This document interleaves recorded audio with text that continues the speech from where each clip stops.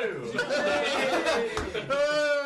everyone! Good evening, Internet. We are die rolling, and this is episode 2 of The Star Engine. Thank you very much to everyone whose phones off, please, while streaming. Thank you very much to everyone for joining us once again.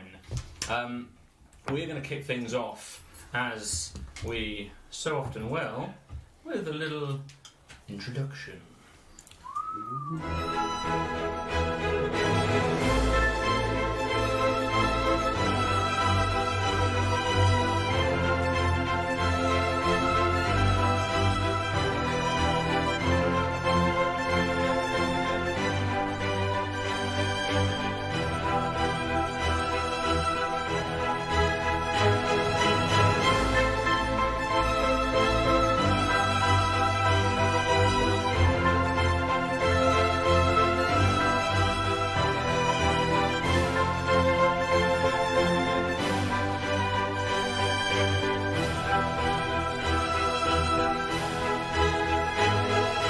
Hello, boys. Pink lemonade? Mom!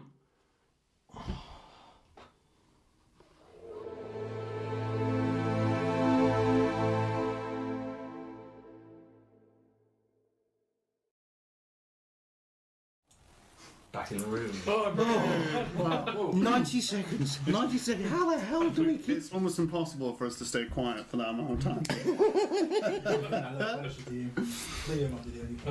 No way. So, who's doing the recap? Are you doing the recap? I will do the recap. Okay. In our previous campaign, I played a character called Rem. He is a Lightfoot halfling rogue, and I will take on his persona for the recap to do Rem's recap. There we go. It was a fresh campaign, so the details are few and far between. We started on a log, and all good adventures begin. A small character was there, a gnome called Zolan, and it was deep in rain. A hooded figure appeared. Claro, oneself. I hit myself. And both our adventurers met another character, a strange-looking blue character, who was called Noless. There you go. Your name's written down. Noless. To speed things up, He was in the river. a fight ensued with some hyenas. Thank you, fill it in. I knew the answer. With some hyenas that were surrounding a tent. This tent was containing our human hero, who is called Malcolm. There we go. It's episode 2. You're doing well to remember all this. And on the top of the log was Thorinir, our elven companion. But in the chaos that ensued in the fight, no one knew any of the other characters. But we got on with it. We Apparently still don't. defeated at least 2 of the two of the annoying dog things, and then they were killed by weird hares with horns. Or at least routed. We Or fought even the weird strange horns with hares. hares with horns, and one of them got booted an incredibly long way into the forest by our very own Malcolm. Remembered his name. Once we'd all met each other, I mean, the characters didn't know each other, so it was maybe a little bit frosty. They agreed that they were all going to the same location, but with all different motivations. Some of them had pieces of parchment, some of them did not. But they were heading south. So south, they all chose to go together. It was a dangerous road. They followed the road south, and along the road, they found a dead body with very strange kind of bite marks in it. But they chose to continue. They came across a large rock, and it was kind of a junction, and there was a sign heading. There might be a sign heading off to a town to the northeast. Following their instructions from their parchment, the team followed the path south to a silvery tree, which they had found, and that seemed to coincide with what they had on their parchment. They chose to rest there for the night. Our elven companion, Thorinir, had seen that the leaves always pointed in one direction on the silvery tree. East. East, indeed. So they this seemed to again coincide with the parchment they had. So they followed the path to the east and found a very large brush. Instead of going straight through it, which would have been a terrible idea, Claro himself did an investigation and found a tunnel. And he did that based on, again, what was on the parchment. They followed the tunnel underneath. Long A tunnel. very long, Very long very tunnel. round tunnel. Very round. There was potential to get killed by some form of like horrible worm, I'm sure, or a tentacle in the internet tradition. They met a group inside the tunnel that seemed to be working for Weirdwit, where they were heading. After some conversation and not a fight, which is what we always had, we actually crossed a very large lizard humanoid, which was very interesting. And his shape was reminiscent of an insignia, which Malcolm had seen. I do remember these things. You're doing very well. Continuing on past the party, they were accepted into Weirdwit, and then they met a small dwarf on the floor. Yeah. All dwarves are small. Which I cannot remember his name, but Malcolm had met him before. Goron? Very close. Goric. Goric. I remember this. Well done, my little memory pet. Goric, I will write that down. And Goric was not in a good way. Not in a good way at all, no. He had a strange bite on his arm, if I remember, which was all red, and probably He's syphilitis. he's the one that brought me into this, so it's quite an important thing. Exactly. So I assume we're going to start this episode with some form of medicine check, but we will leave that down to the Dungeon Master. Dungeon Master. I thought we settled on Game Master. Well, I think Rent's recap. I'd say it was very well remembered. Excellent, rhubarb. You've officially been recapped. Oh, I don't remember anything. Other than the fact that I only remember Dungeons and Dragons. I'm not prepared.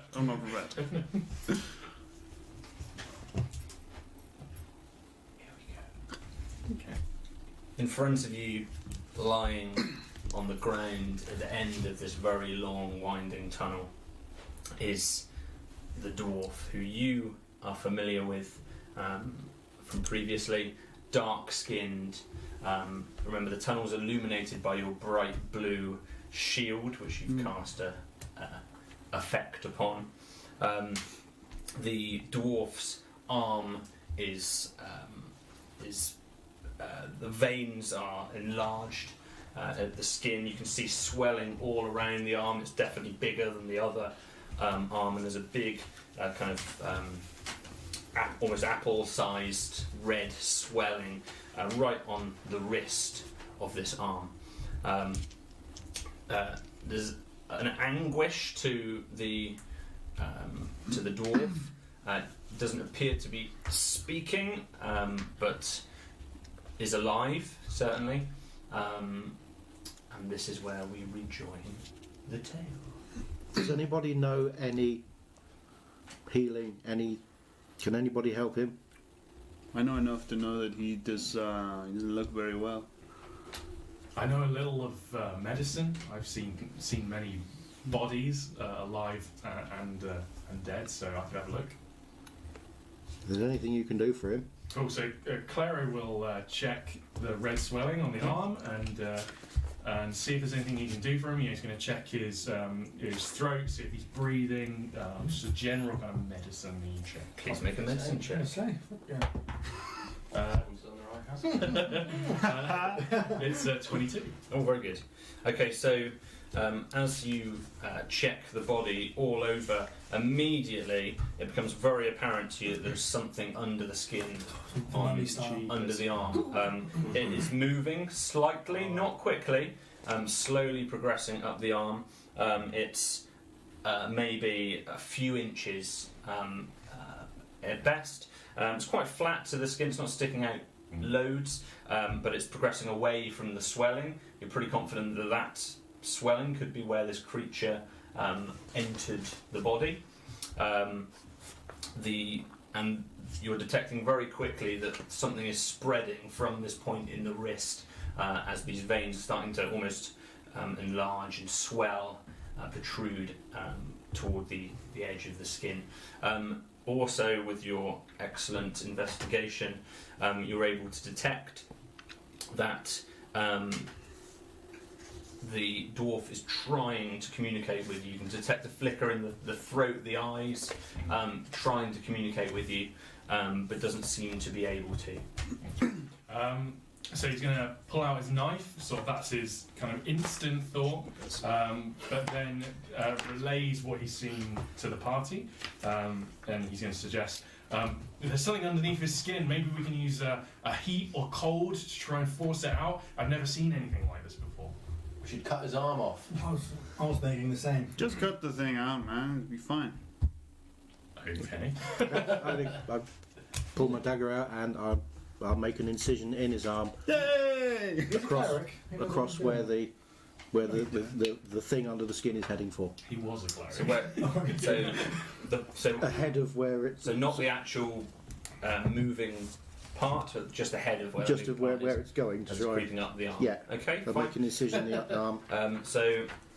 I guess if you make a medicine check, actually, 'cause this is you're trying to use it as a scalpel rather than an attack. That's 8. 8. So you managed to make a slice into the skin of this dwarf, and blood starts running instantly down the arm. You're not totally happy. It wasn't the cleanest. It seems that the lump is moving, kind of almost avoiding it, almost trying to circumvent around where you've Can made the I incision. sort of grab his arm and try and push the try and squeegee it towards going out through the gap kind of thing? Sure. That's gonna test my DM ability as to what kind of check that is. Medicine, I guess? I think or- I still think or you're doing survival? you're trying to do a medicine thing generally, so I think a medicine check's still appropriate. Mm-hmm. Oh, this time it's better. That's a 16. A 16. Okay.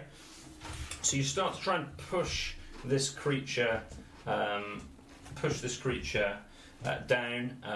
It seems I'm to try trying and to turn. toothpaste tube it out Yeah, through the arm. it's trying to turn away. You see it kind of go off track a little bit, but you manage to start to squeegee it. As you are pressing it down, blood is now squirting out of this I'm not orifice worried about quite a bit of quickly. You see what appears to be a very thin, almost like transparent, lacy wing that seems to be starting to emerge. It's only a couple of inches long. It's covered in blood, obviously, but a wing kind of pops through this hole an inch or so. Cool. Obviously, this is horrifying. Put it back in, man. I think it's Tourniquet. Yeah, Clara's never seen anything like this, so he grabs the arm of Tourniquet. the dwarf and he starts muttering to himself. And all of you can start to hear whispers in your mind. You hear these small sounds in a voice perhaps you've never heard before. And you all feel that it's all a little bit drowsy. And without knowing it, he casts sleep on the creature in his arm. Okay. Oh, Jeepers. I don't know how to do that. So what is your spell focus? It is it will be because I am. What do you mean? So what? So are you using to cast any magic in D&D? It's VSM. Yeah, you're either using components, which is the M part, that the materials, or you've got a focus such as a could be a tome or like a, in or mine was an amulet. Cool. Well, he has literally all of his it's all of his writings with him, and that is the where magic comes from. Tom Drake's just tuned out at this. So go ahead. Yeah, go ahead Discussing and spells. roll for your sleep. So that is I assume D20, and then it's Believe I think it's just you roll a number of dice. you roll and that's the number of 5 hit d8. points. The total is how many hit points the That's creature it. the spell can affect. 5 fine. so it's d8. an auto hit. It's And you know just actually how Well, next effective round, it is. speed this up. That's d12. That's in the a back D8. corner. That one there. This is all very exciting for people who've never played D&D. Oh, well, you're right. One. I don't. 7, Yeah. not 1, You 7, You count it off. 7. up 2. Can we count 2? Yeah. Yeah. We count up. You got No, the you table? count the amount. Oh, 11. To me, to you. 11, 16, 16. 19. No, 20, sorry. 26. 26. Tea. Okay. That's a lot. So, and how does this appear? It's it comes out like almost like a green frost. So it's like green tendrils come out of his hand, and it's chilling. You can see the skin of the dwarf go very light because it's very cold, and then the creature itself, although clear, also goes very white and still. Frosted. As you're holding it, you feel this resistance wane from the creature, and it stops moving. Okay. You wonder for a moment whether you killed it. This is also quite a sight for you guys. You've just seen this character for the first time ever perform something like this. So Yeah, so He's also shocked. He wasn't aware that would be the outcome of his hope that he could help the situation. interesting. Okay, so giving Clara a few suspicious looks, I carry on the enjoyable task of rooting around in the wound to pull this thing out of the dwarf's arm. okay. I'm also, because I didn't think of this earlier, I'm also applying pressure to the above the arm to try and stop the blood. This is something that retroactively I would have done first. Oh, So as you attempt to Which is nice. tourniquet the appendage, you carefully try and pull this creature out. Just make one more medicine check for me. That's 15. 15. Okay. You managed to carefully get this creature out without anything snapping off. Everything seems to remain intact. And as you look at it, you now see it's got two pairs of lacy, transparent wings. The front wings larger than the back wings. The whole creature looks like a flying insect of sorts. It's got two big front mandibles. It's black apart from its transparent wings. It's got fairly long legs and antennae, and it looks dead. It's certainly motionless. The wound is still bleeding, albeit slightly less as you're applying pressure, and the veins are still blue on the arm. We should bottle this. We should. Does anyone have a jar? Yes. Oh, nice work. Yes, I do. Preferably- Someone was going to have a job. Preferably one without jam in it. There's a little bit of sap in one of them, but I will put it in the other. Okay, Can I make a little check on what it is? absolutely. If I know what it Yeah, is. if you make a nature roll. Ooh, good choice. 11. A confident 11. I love it. You can't put a name to the insect or wheat. You have a feeling you might have seen them in your home forests. I think I've seen this before, guys, but I can't name it. Brilliant. Excellent. Well Brilliant. Just contained. relaying. Well, Yeah. Is there anything you know about these You put it in the these jar. things? I think I've seen it before. There's nothing really I know There about it. was nobody run in fear from them. No, if they no, I'm not know really it? an insect sort of Oh, elf. okay. Beautiful. Yeah, insects, they're not my thing. I'll just pull up my sleeve. But I'm going to whack it in my jar, yeah? Hyena sleeve. Yeah, could come in handy, right, guys? It's Straight. yeah. You drop it into your jar. It's still motionless and blooded. Okay, so I'll do my best to Insect. dress the wound. Okay. Yeah. Have you got anything that would help you do that? Have you got a medical kit of any nature? Does the guy look like he's dying? You can make an insight roll. No, I don't have a Inside, medicine kit. It is 17. I could, Big I could- rolls. You're not totally sure, He could be. Is the I can tear a bit of cloth off or something and just off the bottom of the dwarf's trousers or something and Okay, fine. So tie it up. you Do my best to. Trousers off. There's something I've always wanted to know. so you pull a little bit of the cloth off and try and form Just tourniquet. yeah, dress it as best I can. Oh, you best do. You taking his trousers off. And see if we can wake him. Okay. Slap him about a bit. You know. So you spend a short period of time trying to wake him. You pretty quickly you infer that he's not coming around. He's still in some way struggling. You can still detect some of this in his face. Again, it seems like he's trying to communicate, but just can't. Okay. We are now fairly close to Weirdwit. So I believe. Yes, so you're approaching the light at the end of this long winding tunnel. It's very close, the entrance to whatever it is you're arriving at. I think we should carry him. You know, technically I could seal the wound, but I think that the man is weak and he will die. It's just the natural order of things, right? No, I think we should take him. I'm gonna, if nobody else will, I'll carry him. Do you want me to stop him from dying? If you could, that would be a good thing to do. Is this little man a good man?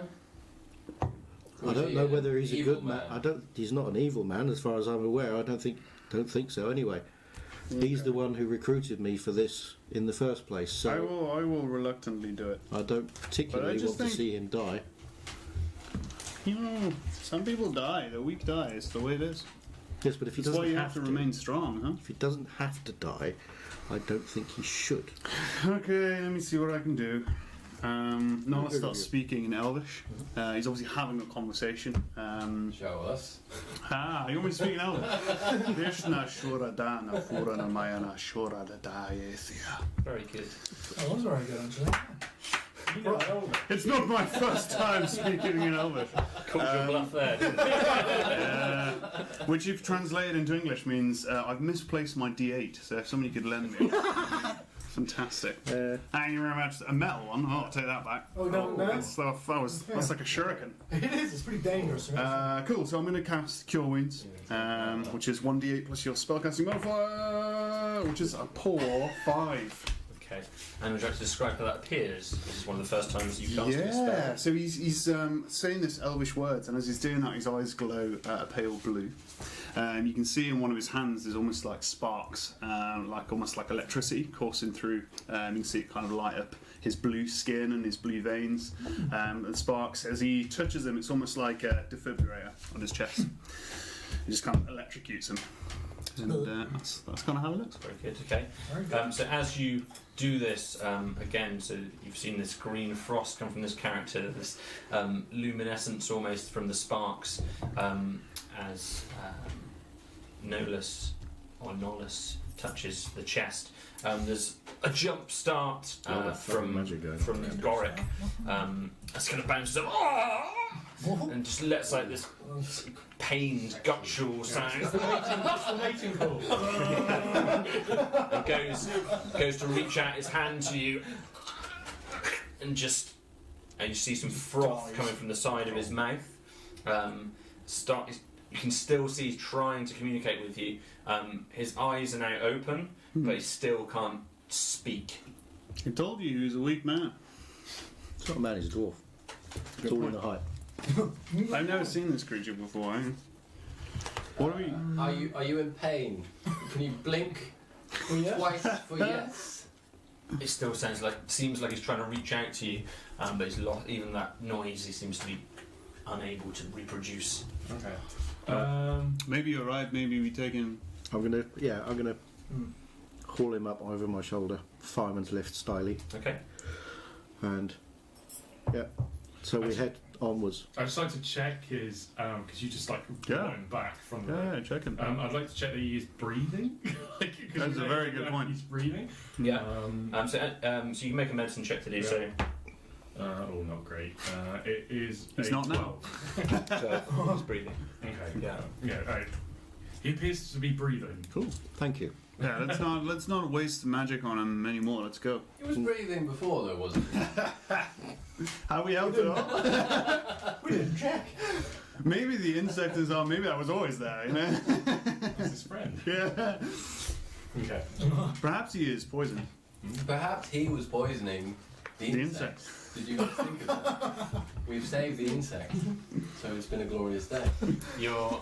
How long does sleep last for? A minute. Good question. Hang on. Do a quick check. 1 minute. A minute has passed. Oh, The gee, creature starts to rattle in the jar. It just kind of jogs to life, and it's. You realise how large it is. It's quite strong, It's isn't it? Warning sign. It's, You're right there. it's Stabilise him. Hold on to his trouser legs. Not going nowhere. Its wings are beating very Jesus. fast that you almost lose sight of them. They're going so quickly, but it's bashing into the sides of this jar. I assume it's a transparent jar. I mean, it doesn't say, but Yeah, yeah. it's a transparent jar. Okay. Bashing into the sides of this jar, Oh, dear. panicked and disorientated, or however these insects would act. Right. Okay. I do not like It's that thing. disturbed, guys. So yeah, Carry I'll on. pick him up, sling him over my shoulder, and begin the trudge towards town. Cool. I think Clary would hang out at the back. He's kind of looking at his hands. He's a bit shocked. Can Nollis try and find out, based on where we are, how far away we are from where we're going? With the survival check. Use his eyes. To where you're. Well, look, as we're going towards Weirdware, there would be a sign of How there far being is your civilization. Yeah. So What do your eyes see? there is light. Town, just over there. Yeah, there is light very close to you. You know. There's a tavern. Yeah, this tunnel is ending. It's clear that there's a light source at the end of this Okay, tunnel, and you're very cool. close to it. Well, let's crack on. It's a train.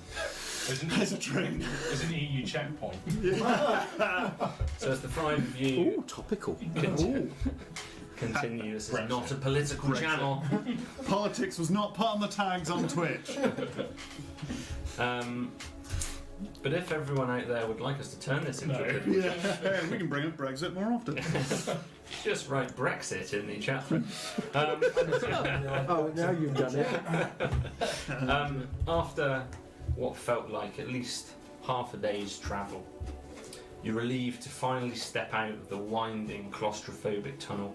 You arrive to cooling, fresh air as your eyes now adjust to a vast, 100-foot cubed, rounded cavern which glitters with sunlight.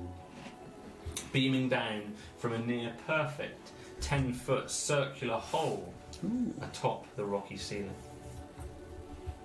In the centre of the cavity, lying on the dusty ground, is a quite unbelievable spectacle. A clear, transparent shell, like a conch, spanning more than 30 feet. The natural light from the sunbeam catches the shell, lacing it with a brilliant white. It seems to almost glow. Angled with rounded spikes in places and smooth like glass in others, is simply beautiful.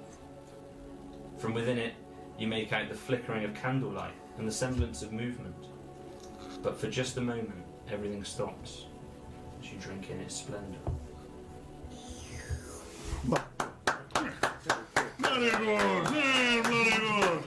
That's bloody good, that. Okay. You see, with the sunlight reflecting and illuminating the central shell, you see people from within it. Not totally clear what race, but you certainly see people in there. You hear some sounds and talking. Again, you can't necessarily make out what's being said. It seems to be coming from within this shell, which seems to have been made into almost a house or a building of some kind. Outside of this shell, you see an area that looks like it might have been maybe a fire pit or something of that nature. But other than that, it's rocky. There doesn't seem to be another obvious entrance other than the hole 100 foot up in the air. And there seems to be an opening into the shell, almost a natural doorway. That thing is so beautiful. I almost forgot the little hairy man's dying. This little guy. No, the other little hairy man. Trying to catch the voice out. It's not coming out tonight. Maybe another one might come out at some point. I assume we leg it in. Yeah. Does it have a door? Does it have a door? So at one end, there's a natural door, which is just a hole in this shell of whatever creature I'm gonna might have owned it once. Trudge my way I do like a shell. towards the entrance to this shell and see if the intention being to see if I can find somebody who can help with the dwarf I've got on my shoulder, Okay. as opposed to the monkey on my back. So, and are you all following? Yeah, I think Yeah. Cairo probably asked Nerlus, have you ever seen a shell this big? Is this... He's aware that he's a water creature, right? So it's... that's what he said. I see a lot of things. I don't remember a lot of them. Okay. Has to be true. I can try. You're welcome to make a nature check. Judging by what's written down here, I don't think I've ever seen one or anything in nature ever before. Oh, jeepers, 18. You rack your brains. You've never seen anything like this before. Damn, that's the only 18 I'm going to roll on an intelligence based check. Well, you didn't lie. You've never seen a shell. This is a very big shell, likely from a slightly smaller creature, also made of see-through material. Basically, I don't know what this is. I've never seen the sea before. Yeah. You've never seen the sea before? In fact, I don't think I've ever seen a shell before, only in drawings. I've heard of a sea. Never have I seen. You've never seen... Has anyone ever seen the sea? It's like the salty lake, right? Yeah. It stretches as far as the eye can see. The sea's bigger for you.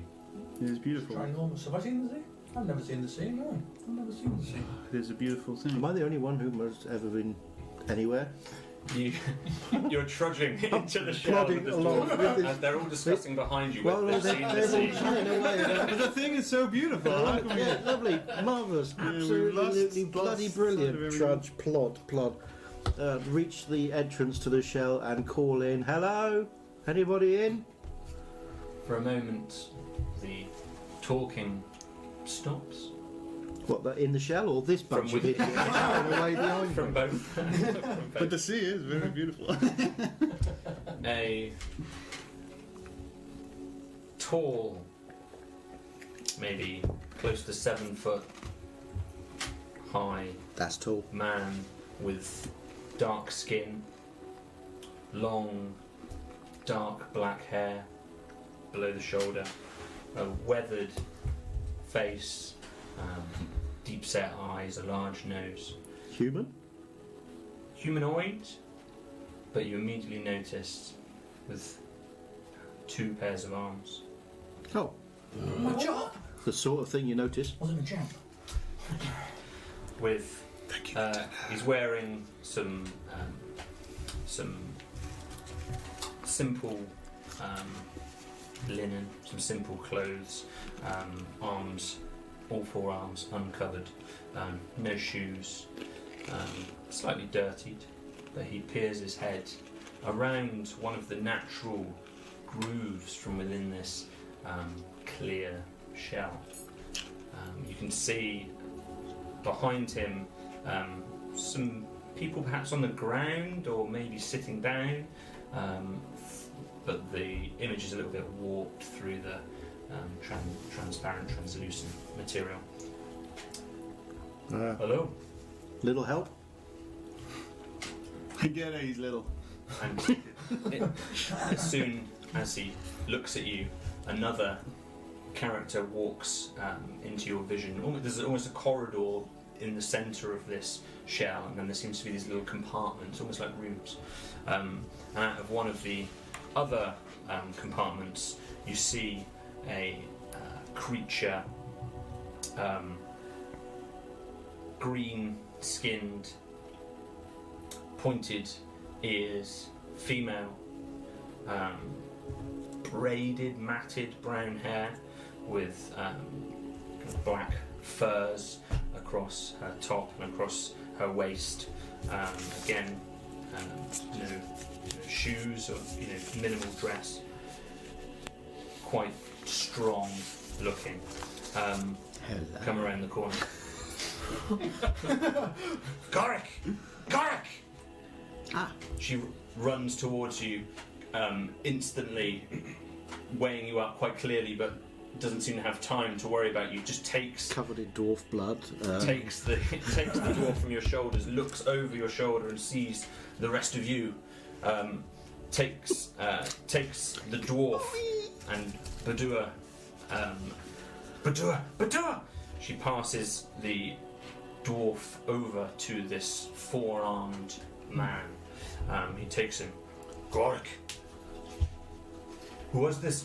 No time! And he takes the dwarf from you and into a different room of a different compartment of this shell. One set or two sets?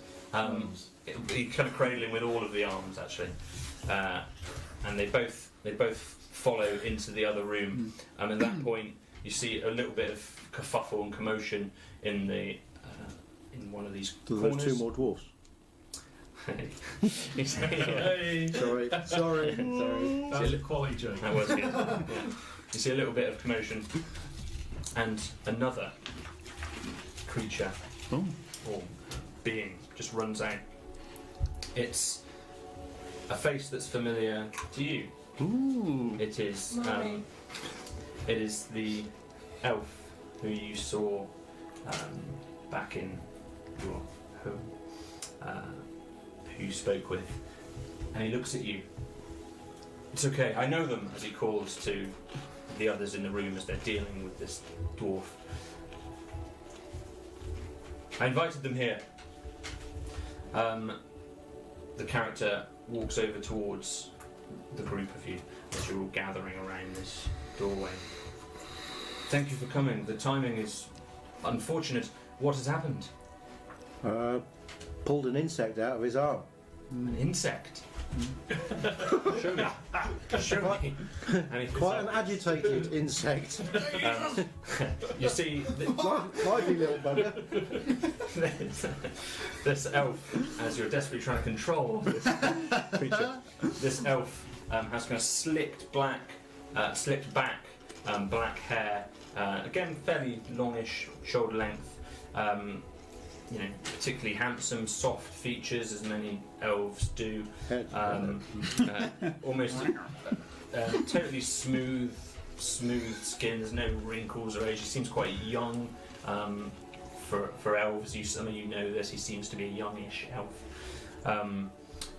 Long black coat, tunic, robe, and he's got you notice a sword in a sheath just on his belt. Again, reasonably tall, pale skin. My friends, thank you. So this bug, show me. And he tries to take it from you. Careful, mate.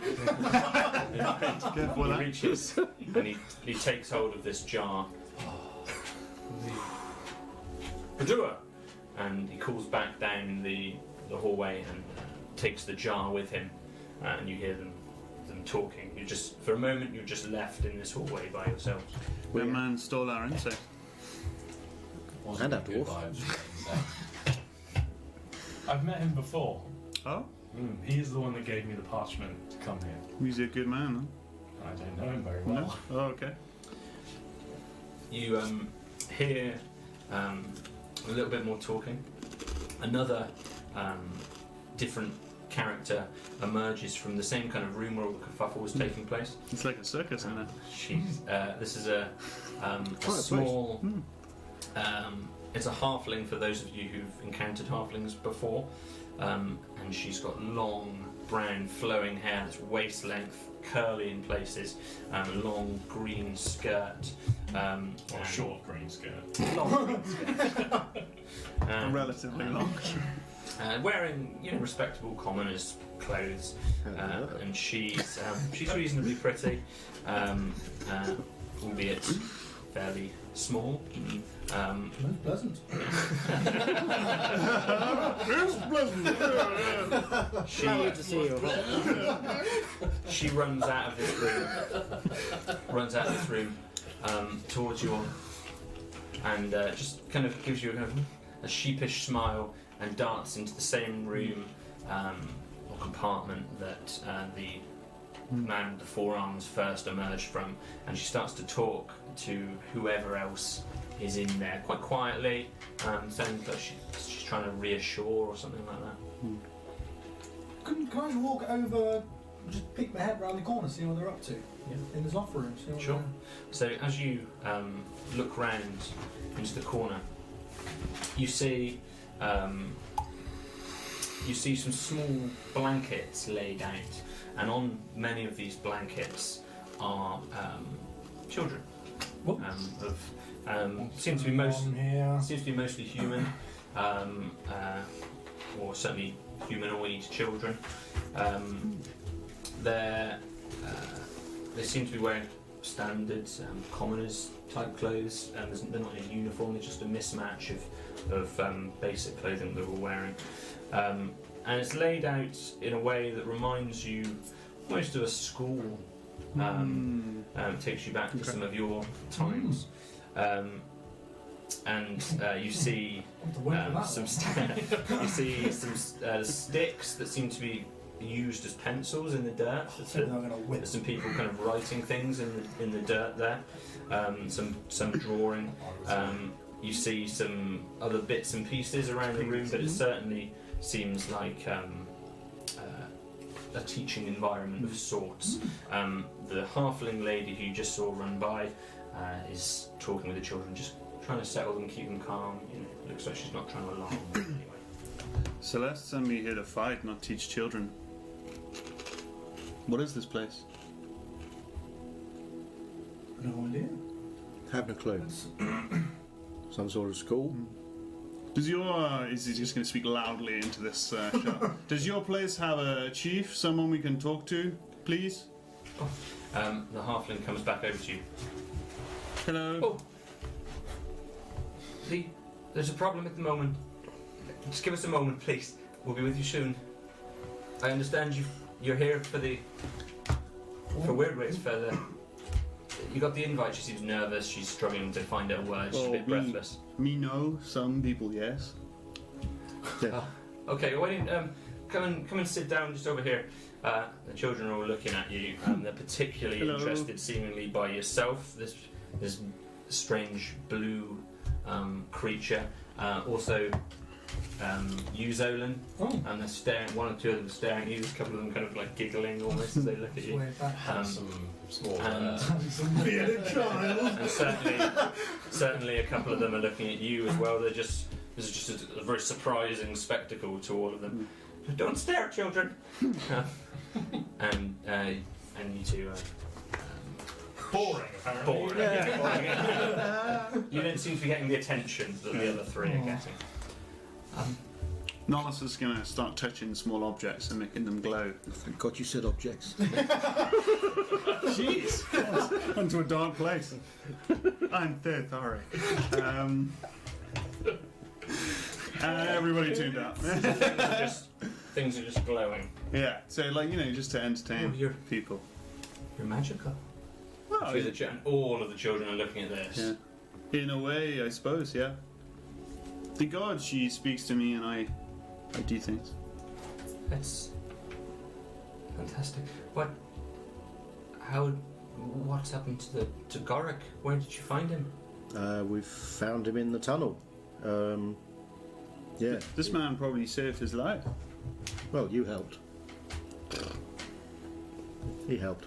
You've made me. And what's wrong with him? I would have let him die. I don't I'm know. sorry. Whatever that insect was doing to him Yeah. in his arm. There was Little something baby. crawling up inside his arm. Oh, It didn't look like it was doing him any good, so we cut it out. Yeah. you've heard It was that. a bit messy. Is he okay? He alive? He's been better. Alive? Okay is a relative term. Generally speaking, when things have an insect inside them, it's not a good state sure of he's not affairs. a cocoon of some kind. This friend of yours. A cocoon. I think he might have ended up as one. If we Not hadn't. born cocoon. No. No. I'm sorry, this isn't how the welcome normally goes. I appreciate you all coming here. And hear this panic and Normally goes. There has been more people. the invites we've been sending word for you people to come to us to Weird with, but I'm not the right person to say anything. Do you teach the children? Sometimes, yeah, they're student learning. You know, many of them haven't got homes or anywhere to go. You know, but I'm not the person you should be talking to. But just relax a minute and wait for Badua and the others. I Do not like that there are so many children without parents, no? think it happens. Tragedy. They're still sniggering. Children, I'm so sorry. What are you? Do they want to see some magic? I think that Time for a shot. might be dangerous. Finally, a really good Dangerous. idea. Quite dangerous. May I Not respectfully ask, what are you? An elf. I see, but I was just please don't take no offence, but the marks and Oh, this old thing. the wood you have It's branches in your head. I'm a wood elf. A wood elf. A wood elf. Where are you from? From the wood. Where am I from? From the woods. I'm from the woods. The specific woods has a name. We don't speak it out aloud. Ah, good. That's a good one. Yeah. So yes, I'm from the woods. I've never seen a wood elf before. It's oh really? No. I've never seen a small woman before. She doesn't really know how to take that. You can see we're halfling. They call I've us. seen a few small men. And you This were one. a halfling, A bearded man-child. The or bearded dwarf. man. Are you a halfling or dwarf? I'm a gnome. A gnome. Gnome. I've not heard of you. We've come from far away and tend to stay There's a song quite there. I'm sure there is. isolated. Oh, But bad times has driven me this way, so here I am. amazing. But how far away? Where did you get the invite? Shadecap. Been all the way to Shadecap. Shadecap. I've not been. And this is. So, I'm amazed how far the message has got. And you, what are you? I suppose if I was to translate it, I would be a sea elf. Sea elf? A sea elf. Elf. A Sea wood elf. A gnome. gnome. And 2 humans. Oh, I wonder when we get a mention. You're in the human lands. Yeah. If it Common helps, around you these look places, strange you to are. me, friend. And were you all together? She seems just generally interested in. And this man isn't human either. No? Human enough. You an elf too? Half elf. My A mother half was elf? an elf. Top or bottom?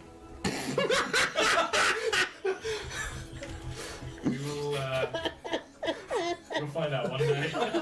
And roll the d12. The D12 is the Wang dice. The one die. Between 1 and 12. He's going to thrust the Thrust the. the writing in her face and be like, "Why are we here? You must know why we've been invited here." You were invited, but really, I'm not the person. Badua should say he's just, and you can still hear some almost, hasty, slightly panicked conversation in the other room as they're presumably tending to the dwarf still. You were invited. The same reason many of us are here. It's for. This isn't my place. I'd like to try and persuade her to tell me more. Okay. Tell me Go more, ahead. tell me more. Yeah, it's a benefit to you that you tell us. We can help. Maybe. 12. So, look, you're invited here. What it says on the invite is true. It's The you're invite here is cryptic. Very cryptic.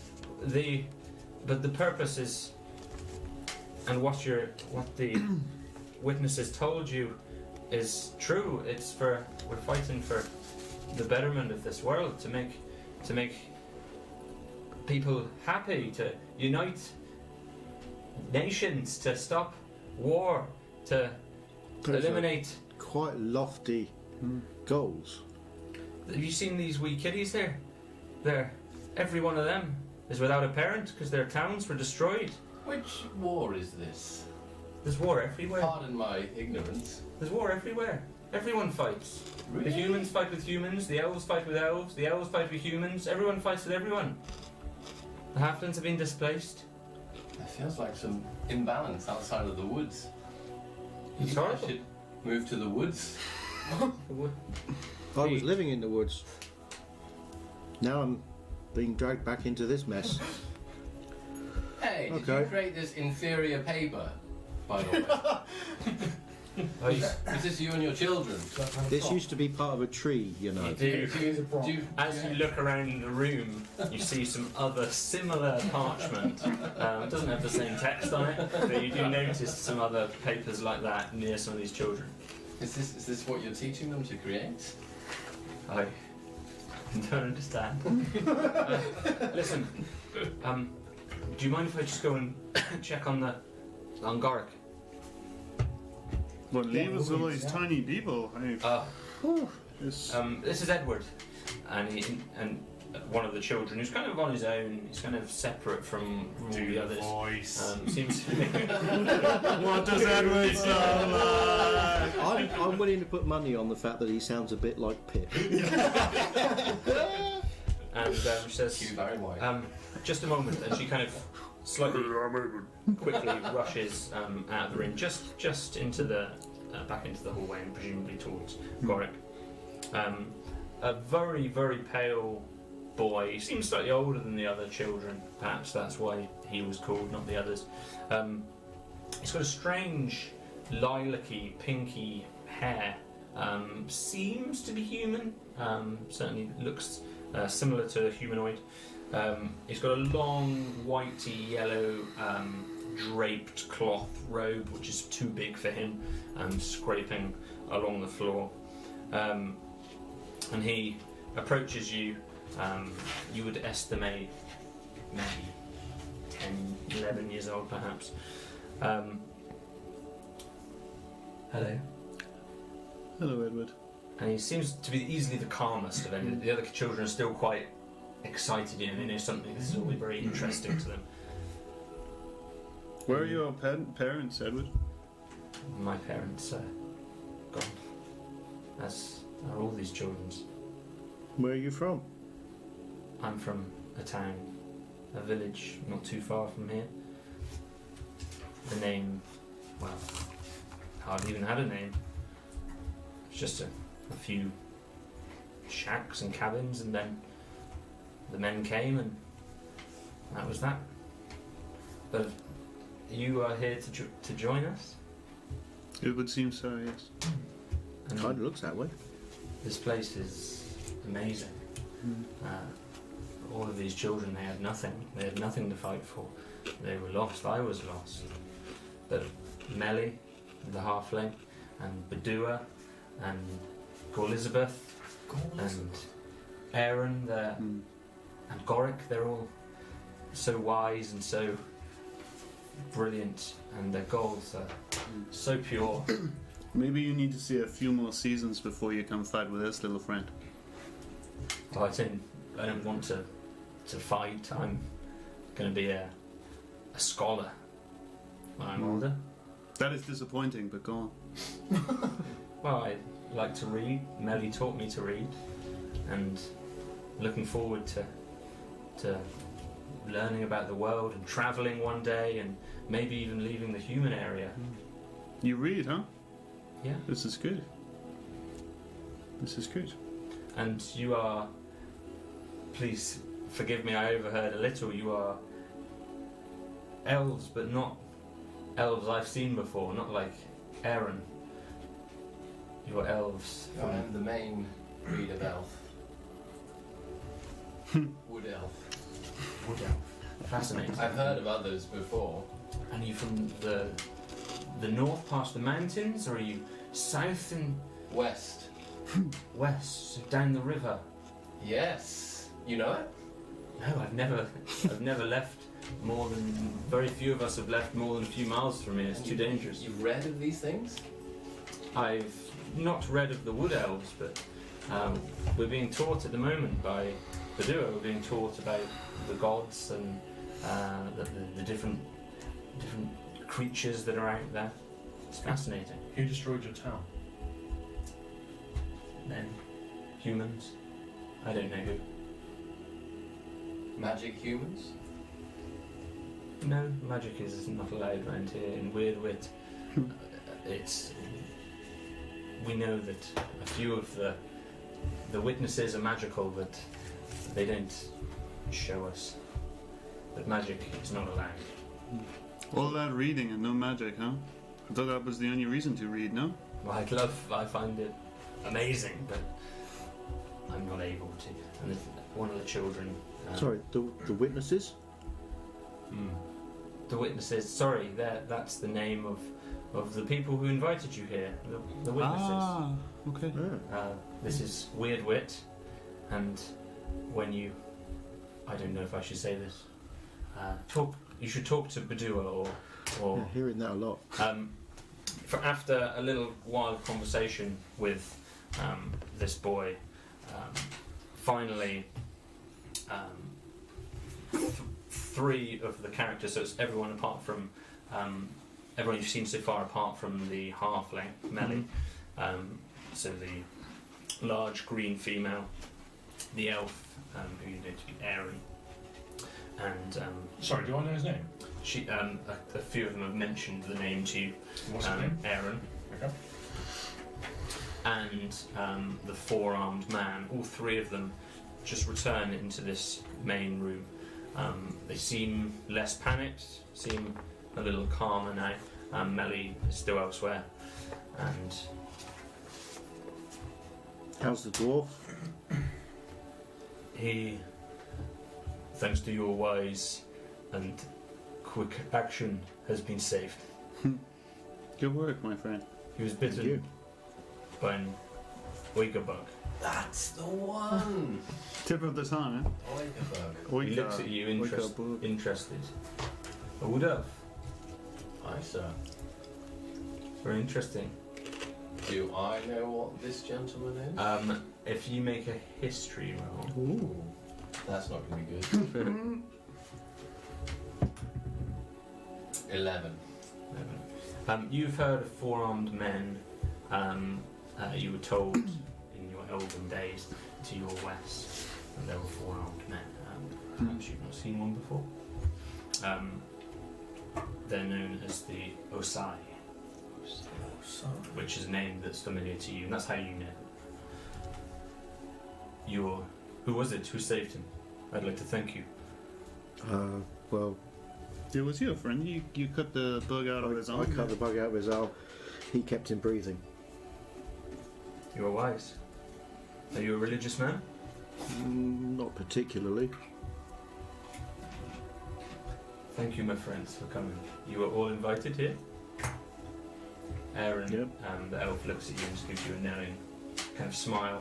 You can sense a kind of pride in himself. Claire is shy. He's kind of almost embarrassed. As soon as these others come in, by the way, the children all just stop misbehaving. You know, they all just sit there calm. Quite unfortunate circumstances. I'm sorry this was your welcome to Weirdwit. I hope it didn't take away from the splendour of this magnificent place. This conch is phenomenal. Certainly never seen anything like it before. It is in the top 3 conches that I have seen in my life. My mother has a tiny conch. I've never seen one this big. You ever seen other conches? I lied. I've never seen something like this before. Oh, a joke. Yes. This is canon. And you, I do not know your race, forgive me. That's okay. You are forgiven. May I ask where you're from. My tribe is from an island of the west coast.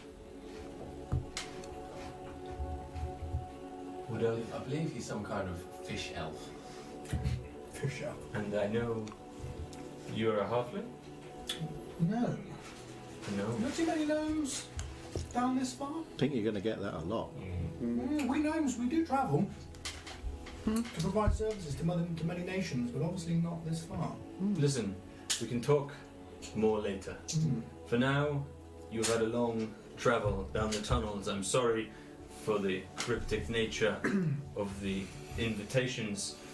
This is a very secretive place, and we can't have anybody arriving here. We make it as difficult as possible to find, so please forgive us that.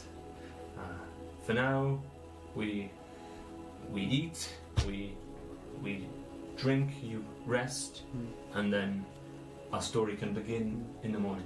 You are a peaceful people, no? Your side, I'm the weird with the witnesses. very much so. Okay. I would I'm not disappointed. I just was promised more conflict than this. More conflict. You see conflict. I Well, think you're going to get it. good. I see a lot of injustice, and I'm here to earn favor through conflict. I see. I think we're all going to see our fair share in the not too distant future. Well, I'd be interested to learn your motives. But if it's conflict you seek, then perhaps you're in the right place. Good. I was sent here for a reason then. Now, children, we will break for the day. He talks back to the room. The other two, the green creature and the elf, are kind of still stood just behind him, over his shoulders. As you kind of look around, you can still kind of make out Melly through a couple of the layers of this transparent shell, and you're assuming she's tending to this dwarf. They take you over to a side of this same room, and there's it becomes pretty clear this is where they store their food as well. There's some barrels, some crates of different bits and pieces. Seems to be a lot of breads. Seems to be quite some flour and different dry goods there. You're hungry? Oh, yes. I could always eat. Oh, yes. And they pass out with all of his arms. He picks up 4 pieces of kind of like a flat bread, like an unleavened bread, and he passes just one out to each of you, and he reaches back. I only have 4 arms, I'm sorry, and passes this one back to you. Almost. I do not know all the wood elf foods, I'm sorry. And Did you buy flat bread for this session? For this very reason? Yeah. Or- No. No. just Pringles. This flat bread is so strange. But once you pop, As the children are kind of shepherded out of the room, you've had a long travel. Please break. We have bedrolls for you. We have space. Aaron, take them, please. And Aaron kind of shepherds you out of the room if you go with him. Into just another compartment. Seems to be kind of maybe 3 or 4 main chambers to this shell. And in one of the other chambers, as you go through, you see a number. There's nothing in this room other than bedrolls, some makeshift beds. There seems to be quite a few of them there as well. So tricky to tell exactly how many, but it seems like more than just the children. There seems to be some more than that. Make yourself at home. Rest, sleep, have food. We have water. He points to a barrel that contains some. And in the morning we will talk. Anything fermented, huh? Not here, I'm afraid. You do not drink, no? Back in Equa maybe, but no, not here. Interesting. What does it sound like? Very, very kind of Conchy. vacuous or You can hear the sea. Really loud. it's quite kind of airy, and echoey. Very echoey actually. Everything you say is reverberating back to you. As you're in it, you see how smooth it is from the inside. Certainly seems natural. It's tricky to be sure, but it seems like it might have been something once. But it feels quite. Even though you can see through to the outside, it still feels quite cosy. Is there anything beyond the outside? This seems to be. So as you look, so you're kind of peering, going right up against one of the walls and peering through it, you can see that you're in a cavern of sorts. It's a big rounded open bowl of a cavern, with a domed roof as well, and then you've got this big hole of sunlight which is starting to dim a little as you spend your time there. It seems to be, you would estimate this early evening maybe, but there's nothing else outstanding that you notice indeed. I would have liked to have fought the thing that lived in this shell. That would have been glorious. Would have needed a lot of butter. I will leave you now. Please, rest. Thank you, friend. While everybody rests, Malcolm is going to nip outside the conch shell and go for a slash. Okay. I can't hold this in anymore. Can you get out? I believe there's a magical lead over there. Yeah, Yes, don't please. trip over this. Don't trip over the main Oh, camera it's the lead. lead. The dungeon master will That could be a disappear. disaster. Okay, Rage. so you're left pretty much to your own devices. You're welcome to converse. You're welcome to turn in, whatever you'd like to do. Will this count as a rest, just to be? If you would like to take a rest, you're welcome to rest. Cool. I'm going to rest up, but can I be resting up while I'm chatting to people? And Yeah. not And you only need 4 hours. If Yeah. you're doing a long rest or a short rest. Well, it'll only take me 4 hours to do a long We rest. should probably do a long rest so it's the morning anyway, right? 'Cause Yeah, it's yeah. really night time. Cool. So we'll just chat and catch up. Okay. Cool. Just make sure for spell reasons. Fine. So you're gonna, and you're all just gonna rest up, reasonably comfortable. You know, on this, even though it's a hard ground, the bed rolls they've made here are relatively comfortable. I'm going to work on a tiny little toy for the Oh, kids in the back.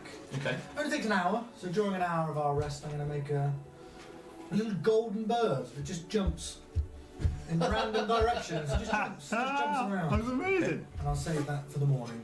Awesome. Yeah. Norris is just going to be fascinated. He keeps laughing. And I'll make it what? out of gold coins as well. Okay. I'll sacrifice 10 gold coins. 10 gold coins. 10 gold coins, yeah, to make this. Okay. So I believe, correct me because this is the first one. We're using the new Artificer class released yesterday on Unearthed Arcana. So Very exciting. Was that your Correct me. skill? It's not actually. correct me if I'm wrong. This brand new Doesn't it cost D&D. you a quarter of this cost that it would usually cost any other class to craft? It's that's for some other things, I believe, but it would. Let's have a look. Jeepers. So I'm happy for you to make 10 gold coins worth of golden bird for the cost of only 2.5. Let's have a look.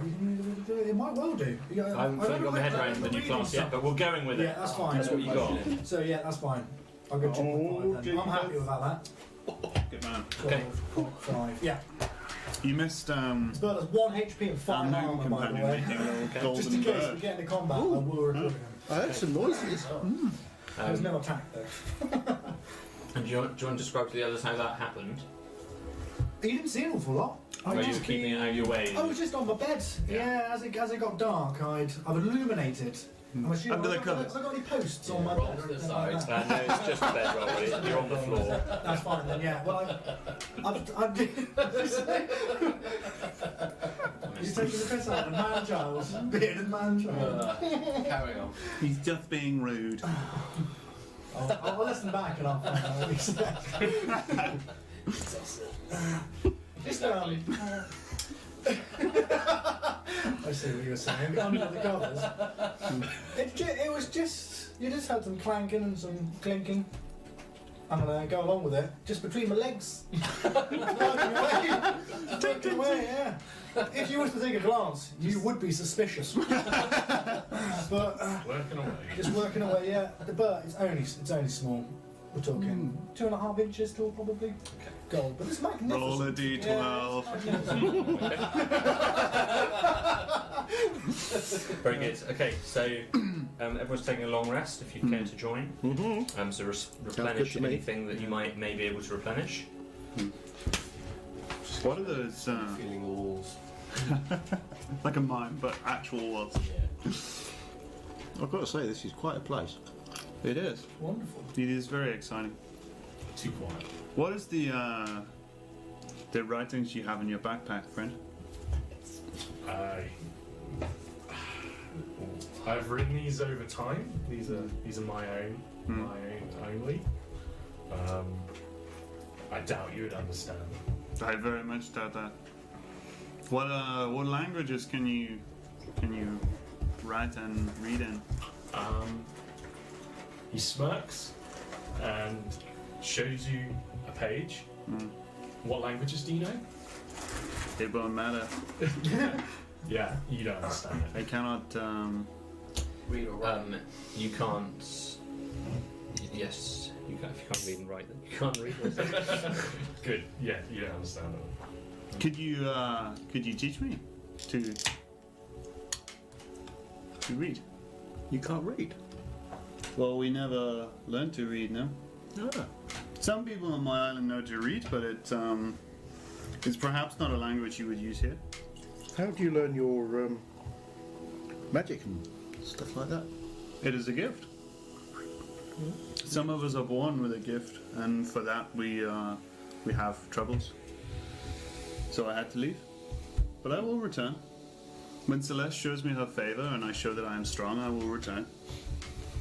I've never shown anyone my writings before. You can cast magic. In a matter of I've seen speaking, it. I suppose, yeah. Perhaps you should have a look. So, the first person to see what's scrawled on the paper, but it's more symbols than it is written writing. It's aggressive.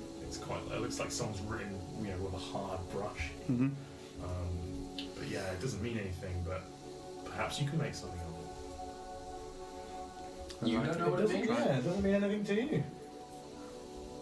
Well, the other if guy you'd like might to, know I sort of what sneak we're a peek talking over about. your shoulder, and I'm sort of having a look as well. Okay, you can both make Arcana rolls. That is not going to go well. 19. He's not a I bright can man. read and write Elvish and 16. I'm still pretty damn sure you wouldn't know what it says. Nollis can neither read nor write. I'm setting a -1 in your intelligence. Yeah. In English. Yeah. Okay. So both of you are confident this is some form of. Looks almost like a magical scroll. You can both detect some essence of magic there. Can't for the life of you make out what it says. They either of you. Okay. Is this normal writing? I've never seen the language myself. Apart on, from when you- you look at the. You've never seen the language yourself, but you wrote this. Yes. Who's blind? Were you were you conscious when you wrote this? It's complicated. The voices come to me and I write what they say. The voices we heard. When you sent the insect to sleep. I didn't do any of that. No, I didn't. He's embarrassed. Yeah, magic is illegal. I wouldn't. You're among friends, magical friends here. Strange. Strange magical friends. Sometimes strange is good, right? You know? I mean, strange can be good. It seems like a normal life has not treated you well. I'm like these children. I have no parents. I have no upbringing. I also do not have parents. That is good to know. It is quite rare for an elf not to have parents because we live a long time. What happened to your parents? There is a lot of conflict on my island, especially for those who are gifted. The strong survive and the weak die. My parents were weak and so they died. And you will die if you're weak? Eventually, I hope not. If I show favor, if I remain strong, then I will succeed and I will take my rightful place. Your rightful place. Perhaps that is a story for another time. I feel we are going too far down the path. You'll find out. It seems you've Yeah. grown up in as rough a life as myself. Oh, it seems so. Perhaps it is not by accident we have found each other, huh? No parent friends. Is the gnome doing this? Well, he's tinkering between his legs. If he is, the gnome is about to get slapped. The gnome's just going to turn to the other way, face. He's not going to face your conversation. And I'm just going to face the other way. Yeah. Not too interested in I'm afraid. You don't even go here. You settle down for the evening? Ooh, you were going to teach me that little bird trick. Yeah?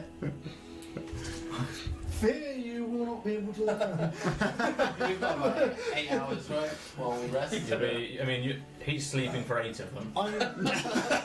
I'm nudging him constantly.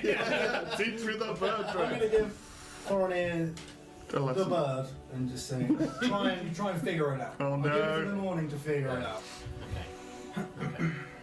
So you settle down on these various bed rolls. The light's starting to drop now in the evening. There's some banging. The three of you fall asleep. You two.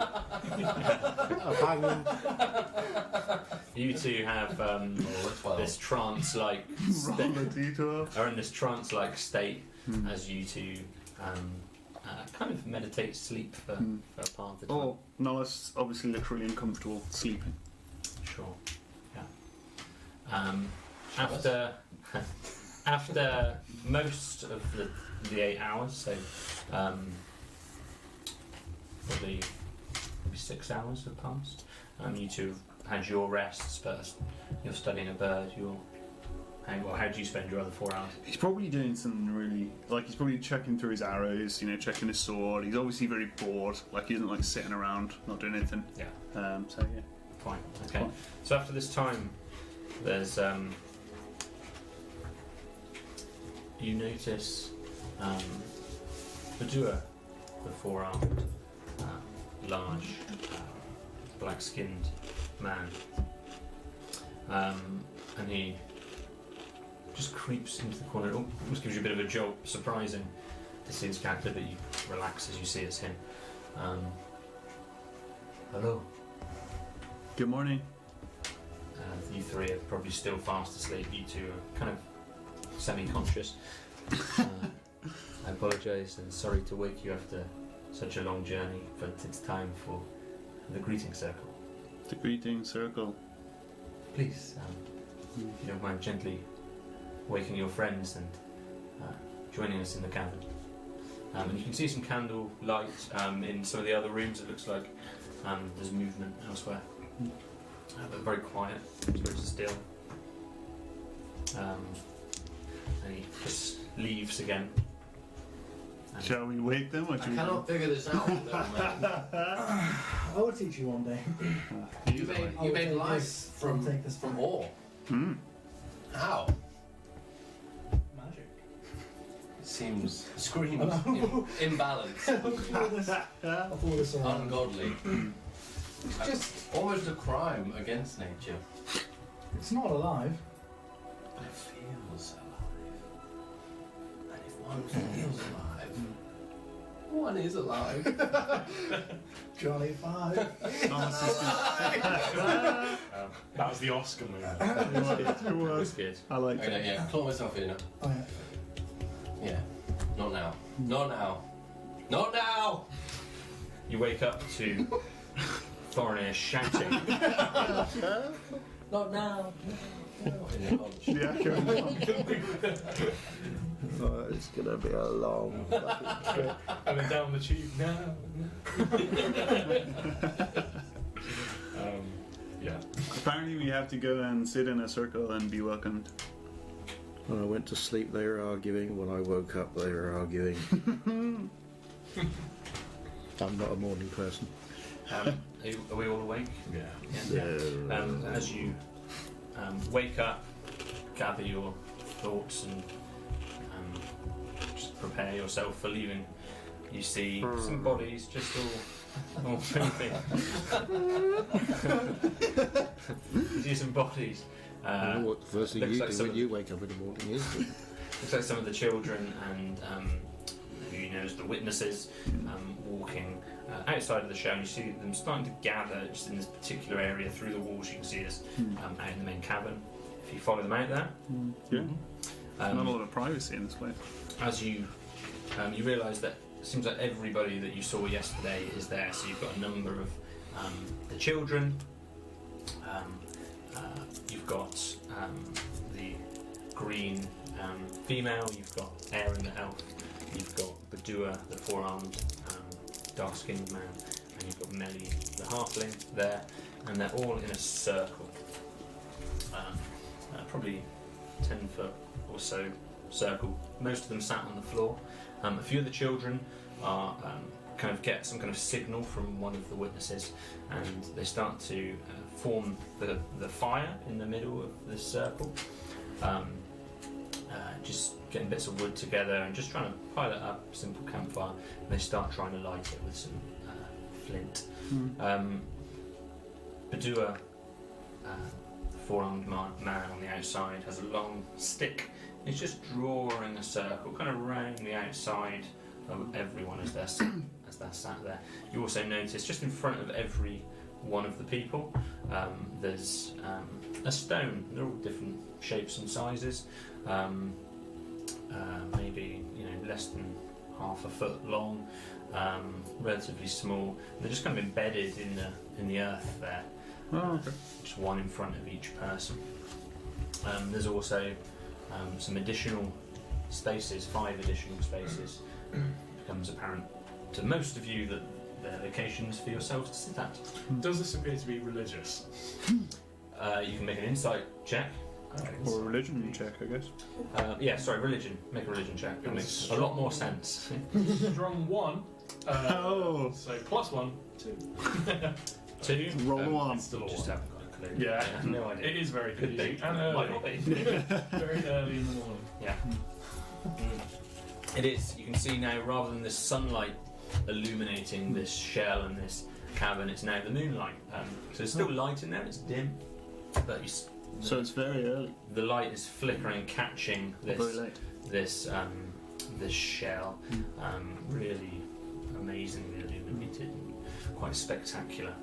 Is it dim light, as in us people going to struggle to see if they don't have dark vision? Within the very corners, there's not corners, it's rounded, but within the very edges of this bowl, you can see some heavy shadow where the moonlight's So not. there's no other light sources, just the moonlight. Just the moon, coming but it's through. enough. The shell is almost acting as a enhancing that light. It's becoming a beacon itself. Cool. The way it's reflecting. They finally get this fire lit. Badua gestures for you to take some seats with his forearms. Again, I'm sorry, I only have 4. For some reason, you're always the I was going to say, That's still just stroking the conch. You take your seats. yeah. Why not? Yeah, really. Yeah. Yeah. Lance is going to nudge Malkin and be like, there are not a lot of warriors in this tribe. No. I start to think there will be a lot of fighting for us. Yeah, I think. I wonder how many other people responded to the note. The halfling Melly just kind of looks at you like, Oh, no talking in the circle, is it? It is a silent circle. Malcolm sits cross-legged on the floor in a respectful silence, trying very hard not to snicker, with his staff rested across his knees. There's a moment of silence as everyone kind of sits there. The fire just starts to build up a little bit. In the background, an intro video starts to play. Projected on the wall. The silence just falls upon the air. It's very still for a moment. Some of you are still kind of half asleep. You didn't get your full sleep, so all a bit disorientating at this time of night. After a moment, the elf, Aaron, just stands, and everyone else, including Badua, now are seated in their positions. And Aaron stands, and as he stands, he takes his rock, just picks it up from the ground, moves it over to next to the fire, and just places it a foot or so away from the fire, just in line with where he was sat. My name is Aaron Nordell. I am an elf, once a noble, I believe. I witnessed many hardships in the Elven Kingdom. I witnessed racism. I witnessed cruelty, not just by the elves, but by half-elves, by humans, by many people. The governance of the elves and Equa and the king are not my king. They're not the rulers of this land. I've stood up to wrongs in the past and been embarrassed and shamed for it, looked down upon by my peers. I came to Badua, I came to Weirdwit for the same reasons as many of my friends, maybe many of you, and I pledge my loyalty to Badua. I believe in him and his quest for equality and an end to the racist governance of Asher. He sits, he places the stone totally down, walks away from it, steps backwards, takes his seat exactly where he was, and after that, Badua gestures to Nollis. Maybe you would care to share your story. Do I have to pick up the stone and put it by the fire there? He smiles at you and kind of nods. Okay. He picks up the stone. Picking up the stone, taking it to the fire. Puts it down. You This can hear is- a couple of the children just sniggering, and again, you know, just Melly. Yeah. He's obviously not taking it very seriously, but yeah. respect. Well, he's not respectful. Puts it down. I am Nas Koshara. Let me think. Well, why am I here? I suppose too. I have witnessed much hardship. Both of my parents were killed by the ruling Stormlord of my tribe. They were struck down by Celeste, by lightning. This left me to look after my Illinois. Illinois is a Sea Elf word. It means sort of like orphan. It is quite a bad mark of my people to have a Illinois. It shows weakness. You have something that makes you weak. I was forced from my home. The Stormlord wanted to kill me too, to wipe out my blessing from Celeste. I too have the blessing that the Stormlord has, and because of that, I am a threat to his reign. So I was sent away by Celeste. Celeste brought me here. I believe she brought me here to fight, to gain glory. I will show that I am strong. I will return to my island. I will see my sister again, Illinois, and I will kill the Stormlord, take his place, and rule forevermore in the sea. But if I can save some orphan kids while I'm here, that'd be good too. Everyone's kind of looking at you, see their faces just kind of just listening, hanging on every word as the fire light just flickers against them. I think that's everything. I don't know much else. It's all very exciting. But I will sit down now and let somebody else say their thing. Is that okay? Thank you. Cool. Thank you, friend. He goes and sits down. Up stands the halfling, Melly. Again, she takes her rock, moves forward, puts her foot or so from the fire. Hi, my name's Melly Warmweather. I'm from Fossbrook originally, but we don't go back there now. I moved to Callus, the new city. You recognise this name? They took our people, they took everybody from Fossbrook, the halfling village, to go and work there with the Brock. I was a singer. The half-elves, the merchants built the town. They force everyone to work there. They pretend it's for our benefit, but she's looking down the whole time. But it's just for their greed. There's mistreatment. And now, when I ran away, I came here to Weirdwit to escape the tyranny of the merchants. I'm still friends. Most of my friends are there still. But I want them to get out of there. Like I did. I wish they had another choice. Steps backwards again and sits back in her position. Blua speaks out. Who would like to speak next? It's not that hard, you just pick up a stone. Fine.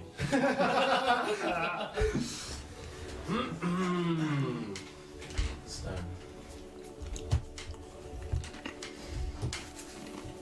my name is Thorny Bluelock, or some have known me as Thorny Duskhorn lately. I fight my own battle. I'm a wood elf from the woods. The woods we don't speak the name of, outside of the woods. We are plagued by death. Animals, trees, a black, singed death, which I've recently learned is the father I never knew I had, who has fell to the lure of the magic god, who we do not speak the name of, for it will bring more plague to the woods that we do not speak the name of. For that again will bring more plague. As you can see, I am plagued by my vengeful, magic, crazy father. I am in search of my father, my evil magic father, to relinquish the plague on my woods and my people who are blaming me.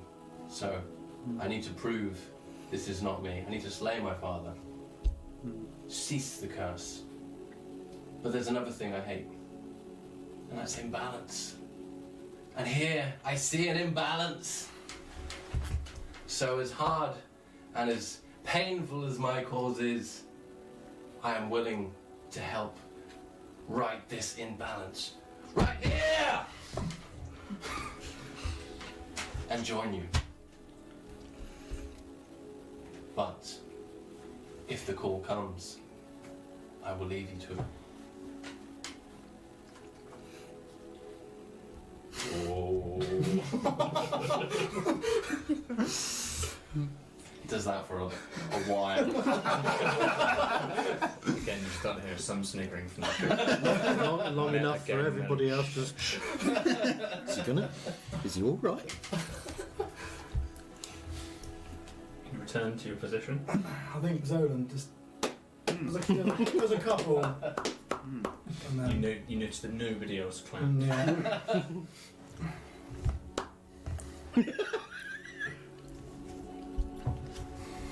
Next up steps the green female. She lifts and she's relatively attractive for a green female. She's very powerful. Something Stands like up, and you realise she's actually very tall as you're sitting there, and she's kind of looming above you. She walks over to the fire with the rock and places it down. Looks great in the firelight. Silhouette. Ooh.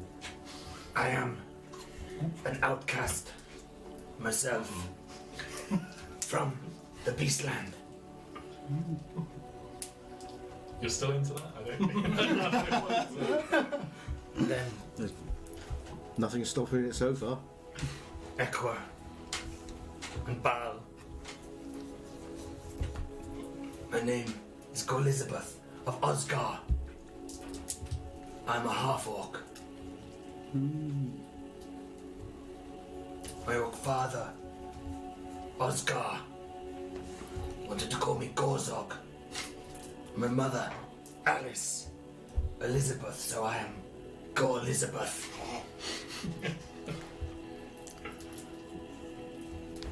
My mother ran away from my violent father. She feared for her life, and she was unable to take me. I miss my mother. Makes me weak as an orc to miss my mother, but I do. She holds up her left hand. I have 4 fingers on this hand. Fighting my father and getting away. I challenged him for what he did to my mother.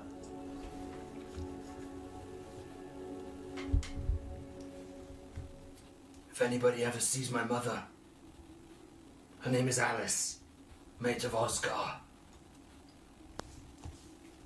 Tell her where I am. I am the witness of leadership, and I'm the witness of virtue. My anger stops me becoming the wisdom of sage, the witness of sage.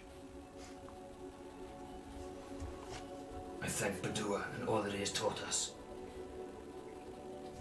and I welcome our new arrivals. Puts down a rock. Returns back to the edge of the circle. I think you guys can have a romance. Dua again looks around, kind of looking for, trying to catch somebody's eye. I think Claro will pick up the stone. He's very awkward and just get this out of the way to the fire. He's kind of talking downwards, but for the microphone I'll talk forwards. I'm Claro of Equa. I've come a long way to be here. Not wholly out of choice. I cannot go back to the city. And Weirdwit is my home by default.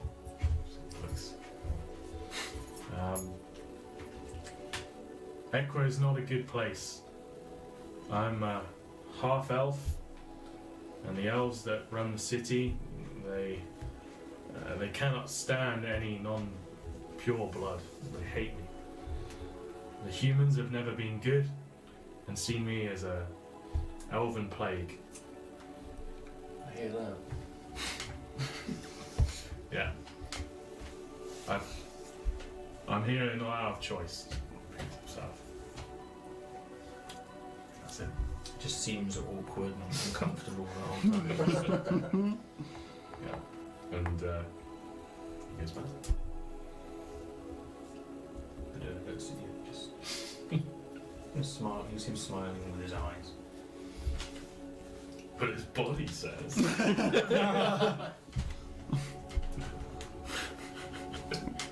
Along comes the boy you spoke with earlier, Edward.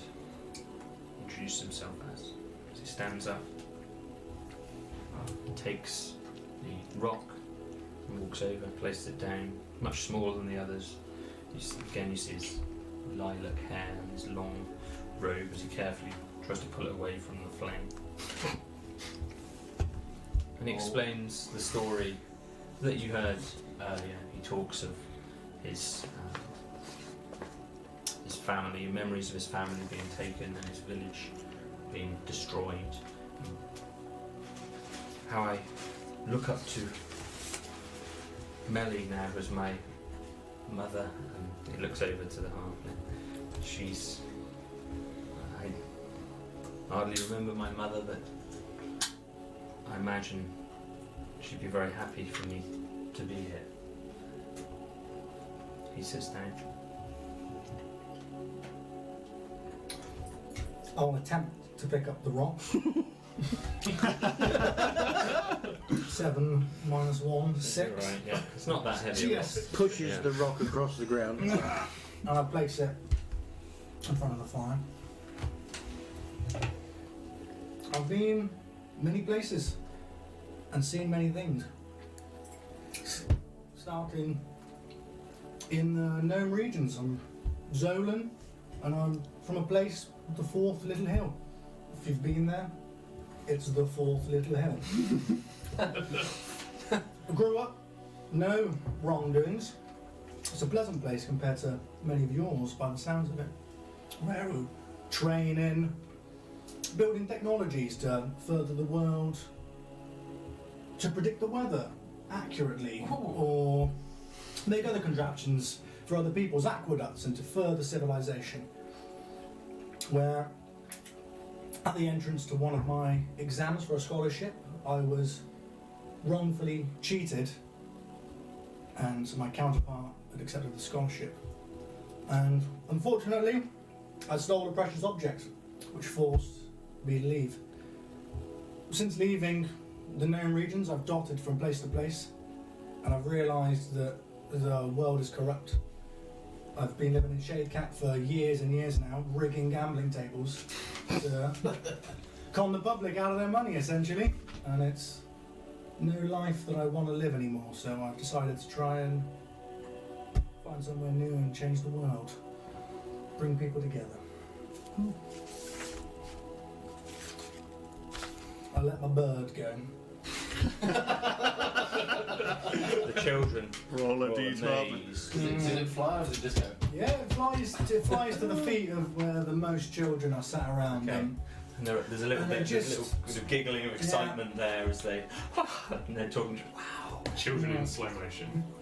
And again, even with this going on, the adults there are trying to calm the children. I followed it. I'm still studying Be it. respectful. And one of them tries to kind of grab it almost. they're welcome to. Yeah, if they want and to. just Yes, it's going hold to it. be a And rear. they're looking around at all their friends, Jump from hands to hands. just feeling very proud of themselves. Yeah, it's very good. I'll take a seat. There's an empty space in the circle that Badua looks towards, and then he goes to look towards you, Malcolm, but before you have a chance to react, from the clear shell you see the dwarf, Gorak, emerge, walking. Maybe he's not as weak as I thought. Slowly over to the circle, and he walks straight over to the stone. He picks it up without really looking at anybody, moves straight into the middle. I am Gorik. It's hard to tell whether that's his normal voice or whether this is an effect of whatever happened to him earlier. I am a grey dwarf. I am indebted to whoever it was that saved me. But I will not speak of this. I'll speak of this man I find myself next to, Badua. This man is a god. This man saved me as he will save you, as he saved everybody else. I was a slave. The only of my kind as far as I know. A slave that he took me in and took me under his wing. And didn't treat me as a slave, he treated me as an equal, as a person. Everything bad I'd seen in this world, everything that made me want to hate, didn't matter anymore. For Badua is starting something. He will save Asher. He will save this world. As you find yourself working in Weirdwit, and you begin your inculcation, when it is time, secrets will be given to you that will change the way you think and change the way you look at this world. In time. Goes down the rock and he walks back and kind of kneels, rather than most people are cross-legged around the circle, kind of kneels down in this circle. Last of all. Okay, stand up, to pick up my rock, I place it respectfully next to the others and look around. My name is Malcolm. I'm a gypsy from Brogerbush, which is where I spent most of my life, and I've led a peaceful existence. Most of the time. And I've heard of the conflicts that are going on out in the rest of the world. And when this dwarf came to me, or came to my group, looking for volunteers to help, I figured it was my time to come out into the world and see if there was anything that I could do, and that's why I'm here. That's all you need to know, really. Goes and sits down. For a moment of silence. Everyone stays there, around the circle, watching the fire.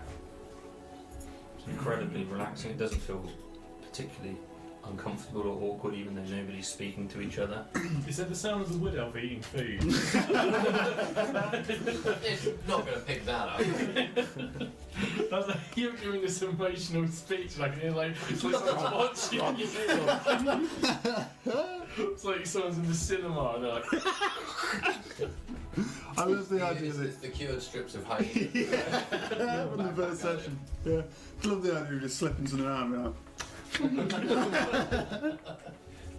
it's great. It's all very emotional. Everyone stays there for a while. No one seems to be fidgeting or ready to move in any way. It's like everyone's contemplating what they've just heard, staring into the flame. Niles kind of opens his mouth a couple of times as if he's about to say something and thinks for a little bit longer than a standard minute, then closes his mouth again. But he's obviously getting right to a point where he's looking around. He's not very good at sitting still. Malcolm is very good at sitting still, but he's starting to think, okay, so is anybody going to tell us what we're here for? Kind of thoughts. And I Does he think them loudly? it's probably beginning to show on his face somewhat. Patient, but I'm eager to find out what we're going to do. I don't think the dwarf is correct. I don't think the four-armed man is a god. He's impressive, but not a god, right? Maybe I was sent here to fight him. Good luck with that. I don't know. I've never met a god. I wouldn't know. Maybe one day, huh? After an extended period of time, there's a few people looking over at this conversation going on. So, Very, very quiet. We're doing that very, Sure, yeah. very quiet. Gotta fight the four-armed man. You're unsure how long. Finally, I will have glory. You're unsure how long it was, but it was minutes. It wasn't seconds. And the Call it flame whispering. the flame was just just flickering. And after a period of time, eventually Badua stands and Not now. And he starts to walk away from the circle, Round one. just slowly, Still And- not now. just very slowly, without saying anything. And from there, Aaron follows him, and then Elizabeth the half-orc, and then Goric, and Melly, and the children, one by one, just get up and walk away from the circle until it's just you guys remaining. And Melly, at the end of it, turns around. Come. Well, this is all very mysterious. You follow her? Don't have a choice, I huh? have nowhere else to go. You follow her. They lead you. The kid's taking the bird. The bird. They have got the bird with them, unless you want it. No, they can have the bird, yeah. And they head. She look sad. They head back. Constantly looking over the ship. Where's the fucking bird? They lead you back into this moonlit shell, and people disappear into different compartments, and she leads you back into the bedroom and says, "Thank you for doing that. I know it's a bit strange the first time, but you'll get used to it." You do that every day. No, just when it's the greeting circle. Oh, okay. I was thinking the same thing. I was thinking every morning. session for the next 20 months. The Jesus. first time. Where are the rest of the warriors? There's some people out at the moment. Yeah? We saw a group on our way in. The big lizard man. Yeah. Derek, Derek. Derek. Is his name. Derek, Oh. Derek. and Benji and Layla and Don't care about the rest of them. They're new as well. They're new. Well, not Benji, but the others. Yeah. The others. Are they part of your group? Derek. Dark. Derek. We're But anyway, look. You need to finish your sleep. I'm sorry you were interrupted, and rest now, because in the morning, tomorrow begins your inculcation. This is. Do we have to like wear a robe and stab a man? And Inculcation. Is that a real word? There's a. there's a ceremony. There's a stabbing. You'll be Sounds uncomfortable. tested in the morning. Oh, that's right. We all drink from the same cup, and then and then we all get dizzy and fall down, that kind of thing. Sleep well. And she I'm not backs hearing away. a no. And there is still, we're not in darkness here. Actually, internally, it's almost like daylight because this moon is just refracting off of this shell and lighting the room.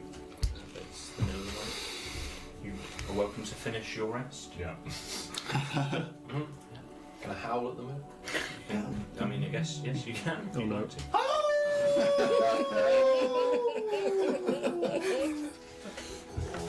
Quiet! You hear the orc in the other room. There's As people you- trying to sleep over here. As you lie down and rest your head, and you guys are just relaxing, that is where we will leave tonight. Oh wow, is that? Good. It's a natural break. It's a A natural little bit break. early than we might normally, Yeah. but it's a good natural break. So thank you very much for everybody playing this evening. Yes. Very well done. you. It was perfect, one whole cucumber time. Roll a d12. So, You'll know our characters now, so when we die, you Yeah. can feel something. That's it. Next session. Yeah. thank you very much, everybody. I know it was a Thank you. downbeat one this evening, but we can't be Didn't slaying get to hyenas stab every anyone. week. No, next time we can share. We'll always have the sleeves. There'll be some more slaying. Yeah. That's a spoiler. Thank you very much to everyone who joined us this evening. Thanks, Shane. And Thank you very much, we will everybody. see you again next time We certainly will. on. Oh, hang on, I'm going to have to play the music, aren't I? Here we go. Turn the wind On on. Die Rolling. Die rolling. Rolling.